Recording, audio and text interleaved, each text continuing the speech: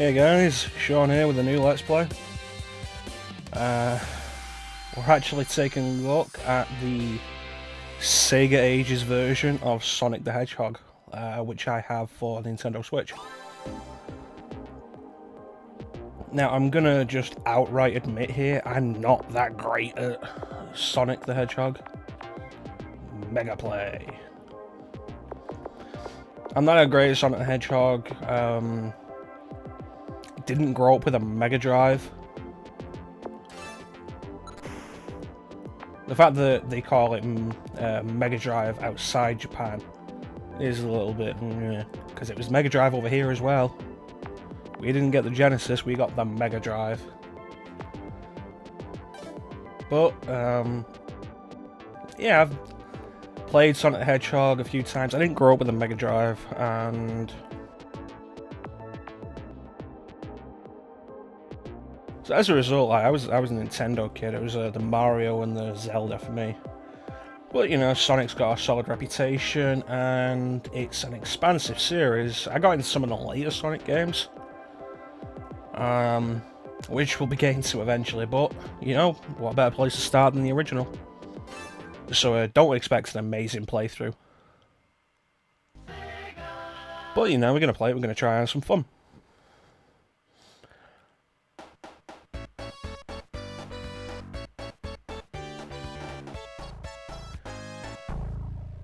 So the weird thing with this is pressing the start button brings this up. The equivalent of start for the Mega Drive controller is actually X on the Switch controller. Yeah, you know, I don't need to take the survey, thank you. But here we go. Oh, I didn't press it in time. Okay. Let's go. Gotta go fast. And since this is the Sega Ages version, we actually have a couple of extra features that weren't in the original Sonic the Hedgehog. That, you know what, I'm going to take advantage of, because you know, that's kind of the point of a version like this. Yeah, it's the original game again, but with some cool new added features and quality of life stuff, and it's really cool.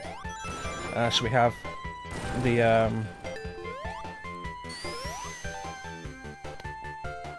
if I can remember how to do it, actually.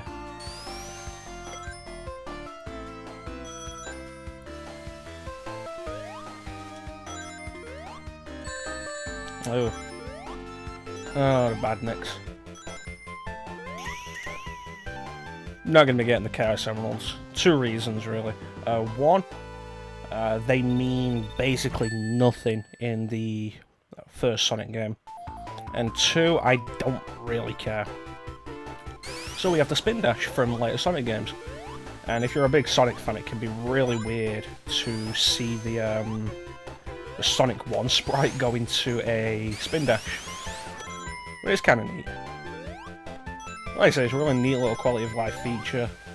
And there is also the drop dash from Sonic Mania that's been added into this, which is also really cool.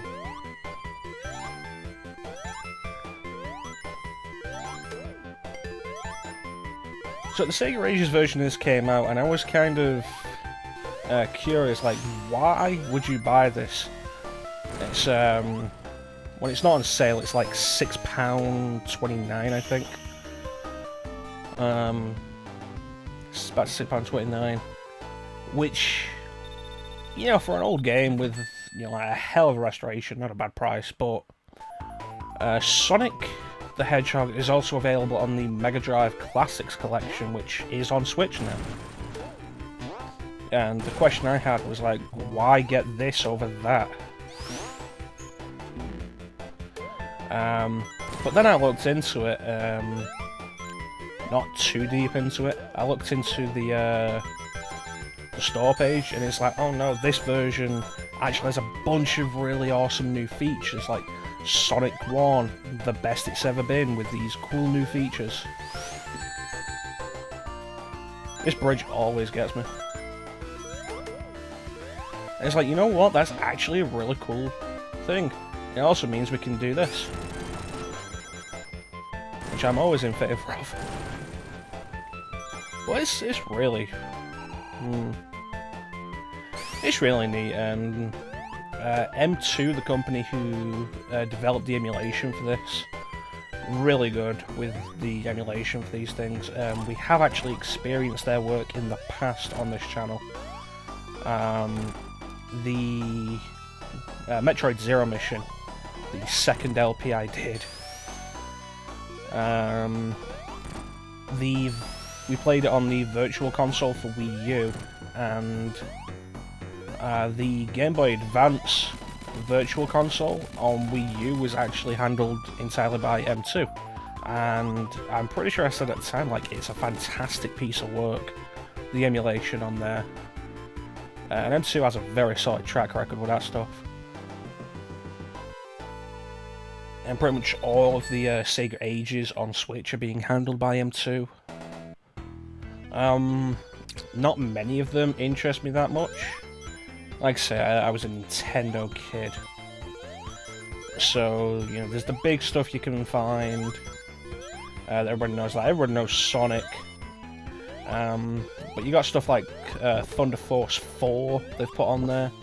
Where it's like, yeah, it seems kind of decent, but I'd never really get around to playing it with my ridiculous backlog. I mean, maybe I'll get it at some point in a sale, maybe, but...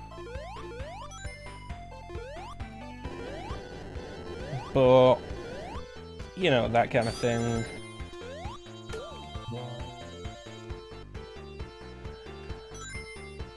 One of those things, like, you know, I'd probably really appreciate if it was one of those childhood classics I'd grown up with, like, various games on Super Nintendo. It's like, oh yeah, no, I had this as a kid. I'd totally pick it up again and replay it and have some nostalgia there. Don't have that for the Mega Drive, because I didn't have one when I was growing up. So that's fine. That said, though, I do actually have... I have Sonic on the Sega Ages collection, or as part of the Sega Ages line. I also have the original Phantasy Star, which I've not played yet. I might do a one-off video taking a look at it at some point, maybe. Or I might just experience it on my own, who knows. As I've never played the original Phantasy Star before. I kind of dabbled in Phantasy Star 2. But as far as the series goes, though, it's one of the biggest classic RPG series that I don't really have any experience with. It's like, Breath of Fire, I had Breath of Fire 4 when I was younger, which, ask anybody about Breath of Fire 4 and find out what they think of it, and, you know, you'll find some positive opinions. Final Fantasy, of course, I had Final Fantasy 7 and then onwards.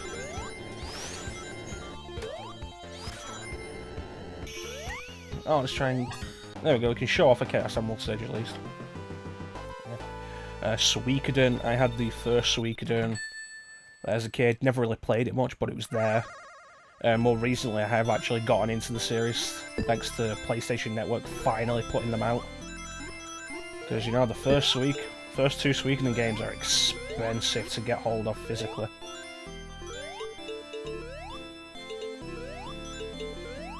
Now, can we get it? And that's a Chaos Emerald. You know, various classic RPG series. But I've never really gotten into Phantasy Star. Like, even Shin Megami Tensei, which wasn't released outside Japan until the PS2, you know, I've kind of dabbled in the originals a little bit, thanks to the fan translations. But Phantasy Star, no, I've never really gone with it. But I love the idea, like a sci-fi JRPG. Which is kind of an idea I've not seen handled all that well. I mean, there's Star Ocean. And Star Ocean has a positive reputation. Although if you asked anybody these days, based on some of the more recent ones, they'd be like, does it? Why? Oh, that was not nice. But, the first two Star Oceans, which were released in Europe, and Till the End of Time on PS2 have positive reputations. But the one I've played was The Last Hope, which I found to be incredibly boring. And then there was the most recent one on PS4, Integrity and Faithlessness, I think was the name, which didn't get much of a positive reception. And Phantasy Star since Phantasy Star 4 has been pretty much Phantasy Star Online. They've not done the classic JRPG with it since. So, I love the idea of a sci-fi JRPG, but to get one, gonna have to go back to the old school. So I have Phantasy Star, the original, on the Sega Ages collection. And like I say, I love a bunch of the ideas of it, because I'm a Final Fantasy fan. And I will always recommend, if you want to try Final Fantasy, if you want to try the original Final Fantasy, do not play the NES version, because that is obtuse, it is outdated, it has problems. Even beyond the bugs and stuff, like going back to the original, there's reasons you shouldn't do it. If you're going to play the original, play one of the remakes. And it's just... I was spinning, I should have damaged that. I shouldn't have taken damage there. Going back to the originals, it's more a product of the time than anything else. But the Sega Ages version of Phantasy Star having stuff like the map, which will keep track of where you are in the dungeons, is really cool. Because that's kind of that's a big feature we grow to expect these days. Like, yeah, I've done the first-person dungeon segments in JRPGs before. That was not compliant. I'm surprised I didn't die there. I thought that'd be a crush. Yeah, I've done first-person dungeon segments in JRPGs before. Like Shin Megami Tensei, my first Shin Megami Tensei game was Devil Survivor on the DS, which is a tactical RPG. But then they brought out another Shin Megami Tensei game, and I was like, I really enjoyed Devil Survivor. I'm totally on board with seeing more of this series. And it was Strange Journey, and Strange Journey is a first-person dungeon crawler RPG. I was like, yeah, no, okay, it's cool. I actually did end up really enjoying it, despite not being all that big on that kind of thing at the time. But what really helped was Strange Journey had a map. And not having that would be a major pain.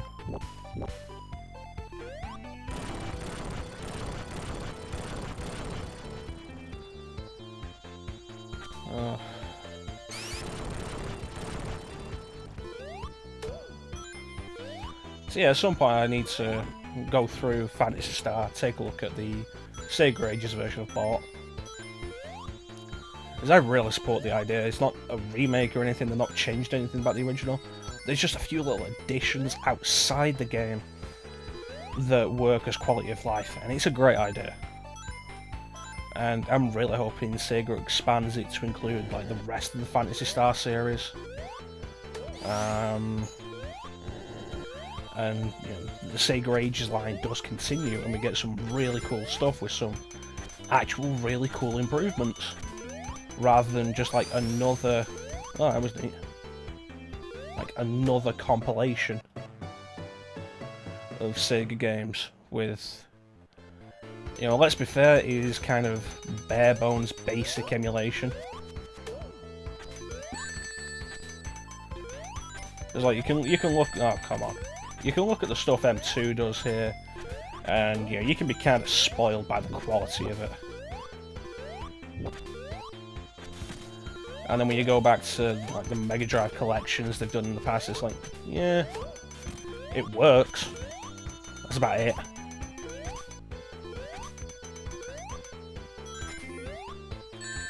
I feel like I lost a bunch of momentum there.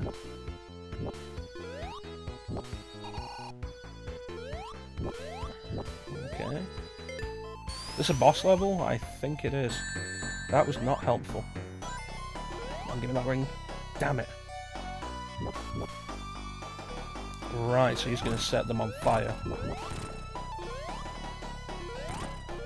This seems like a simple enough boss. There we go. So yeah, I never really got overly into the 2D Sonic games, especially not the first one. I beat Sonic 2 on the Mega Drive Classics Collection recently, on Xbox. I got the collection on Xbox One. And I beat that recently. As a kid, there was a point where where's the spring there? There was a point where I was in possession of a Sega Saturn for a short while, which I think was I might be remembering it wrong, but I think like there was a point where the Super Nintendo broke, and we were loaned a Sega Saturn, possibly by a family member, and there was 2 games for it. There was a football game that I never bothered with, and there was Sonic Jam, which was a compilation of Sonic 1, 2, 3, and Knuckles, which like it took me a while to find that. Oh wow, you're not friendly, are you? Yeah, it took me a while to find it, because there was a point where I was trying to figure out what it was that I'd played as a kid. Figure it out, maybe see about revisiting it at some point. And finding out what it was a little tricky, and I eventually did, and it was like, oh, it's Sonic Jam. And from everything that I've found, it looks like Sonic Jam is possibly still today the best compilation of Sonic games. Like, yeah, it's got problems in it. I know the music doesn't speed up properly when you use the speed shoes, because early CDs, they haven't quite figured out how to do it properly yet. But compared to a bunch of the later collections, it seems like it's the best one. And there's the Sonic World 3D little segment that was really cool, that I really enjoyed as a kid. And I'm pretty sure I spent most of my time there on Sonic 3 and possibly Sonic 3 and Knuckles. Because as a kid, naive of me as a child, but as a kid I had the idea that a sequel would always be better. Like, you can really enjoy a game, but the sequel would be better, and that would always be the point. Why make another one? You know, oh, it's better. It's the next game in this series, and it's better. So I spent most of my time just playing the third Sonic game. I don't think I've actually been through Sonic 3 and Knuckles in years, and actually, like, the collections these days just don't do them. Like, that's the Mega Drive collection on Xbox One. Oh well. The Mega Drive collection on Xbox One doesn't have Sonic 3 or Knuckles. There's the Mega Drive Ultimate collection on PS3 that I have. That has Sonic 3 and Sonic and Knuckles, but there's no option for both of them, which is ridiculous. Oh, that was actually really convenient. Oh, so I could land on that one as well. That would have been really neat.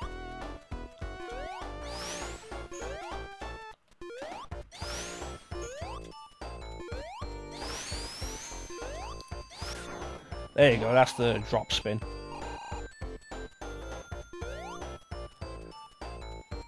Yeah, so actually getting a proper way to play Sonic 3 and Knuckles these days without resorting to emulation is pretty irritating, because they just will not re-release it, or release a way to play it. So, like, we'll probably go to Sonic 2, and after that do Sonic 3 and Knuckles, but that's probably, I'm gonna state out right now, unless something changes in the interim between now and then, probably gonna be emulating Sonic 3 and Knuckles because of that. I do know there is a ROM hack, Sonic 3 Complete, which I need to look into some more and see what that's about. I heard some good things about it, but I'll need to take a proper look at it.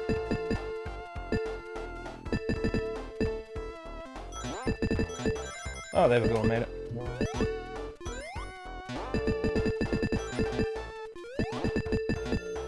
We're never gonna get out of here.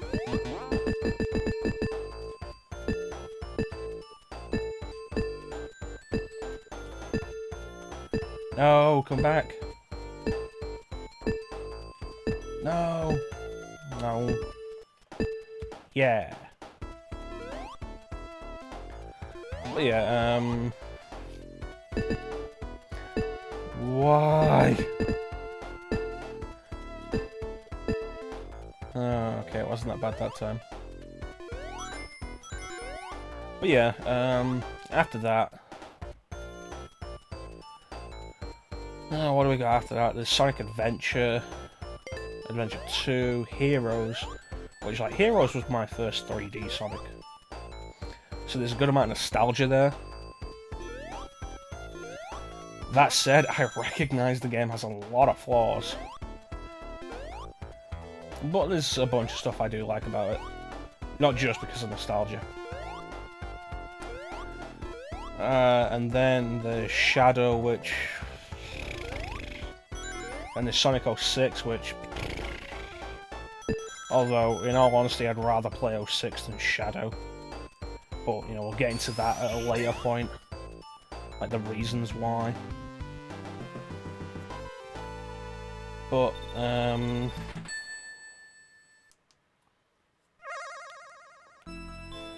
this is a different level. So part of the issue with these is trying to find the Chaos Emerald without accidentally falling to the goal.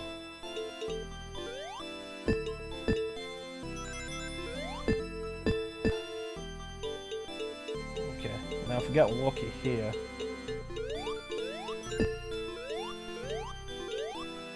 Alright, I think we'll actually be able to make it. Yeah! 2 Chaos Emeralds. But yeah, we'll get into the reasons for preferring 06 over Shadow at a later point.